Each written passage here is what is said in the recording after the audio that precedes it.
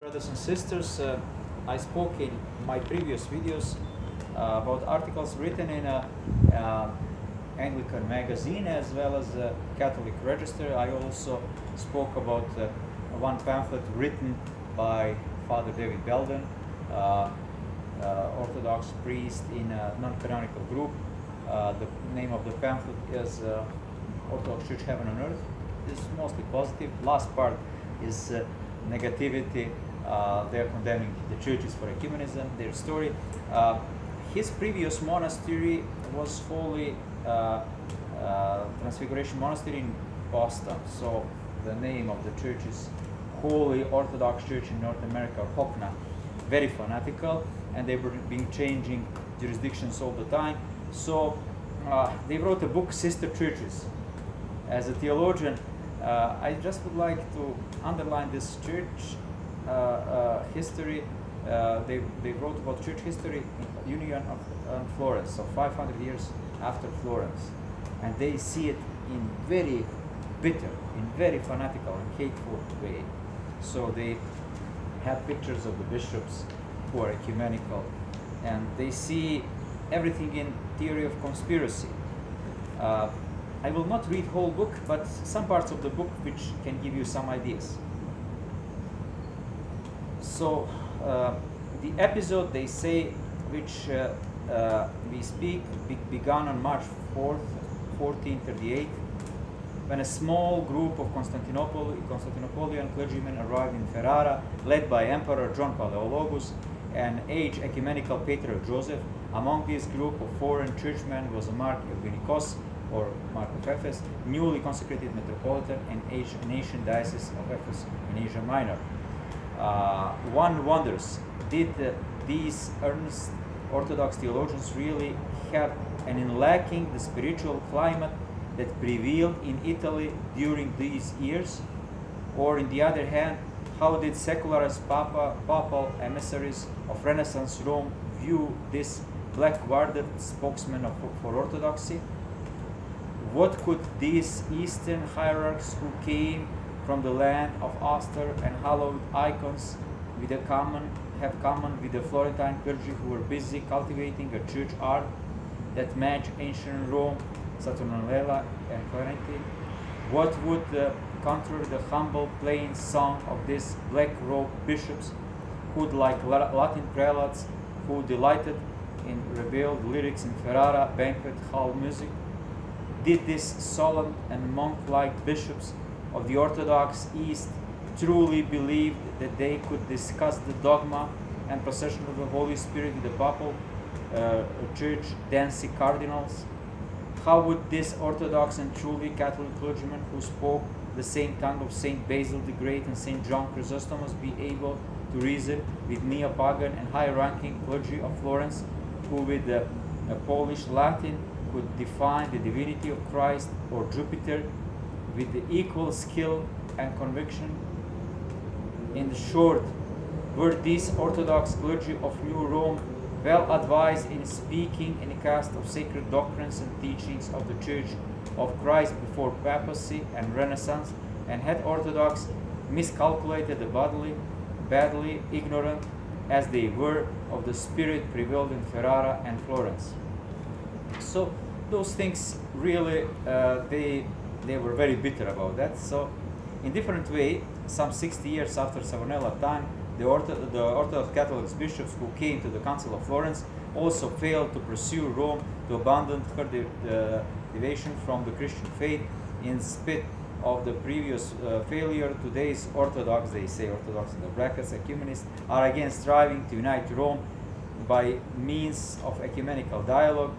What is more amazing, word Orthodoxy and Vatican have now taken referring each other to sister churches, but in 5 centuries that have passed since Florence had changed in this field, dogmatics. Some things have changed dramatically since July 1870.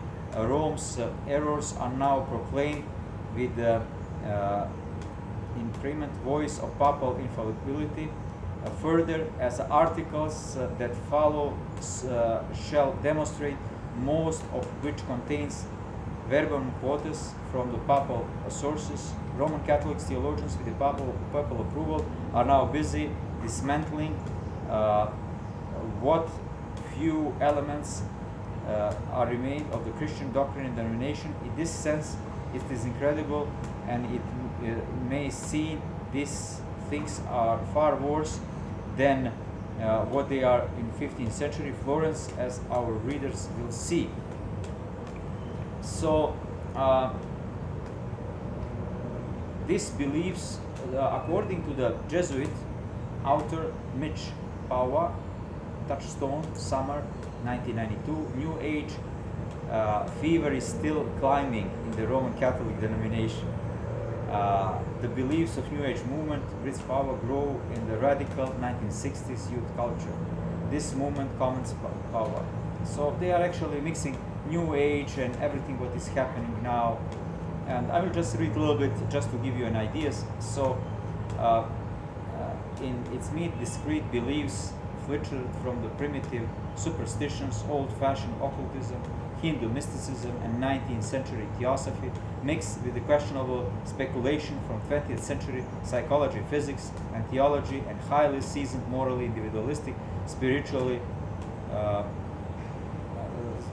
nonsense, its devotees have revived long discredited notions that confuse universe of creators, successfully introducing into the mainstream culture, and their ununifying premises that all is one, that God is everything and everything is God.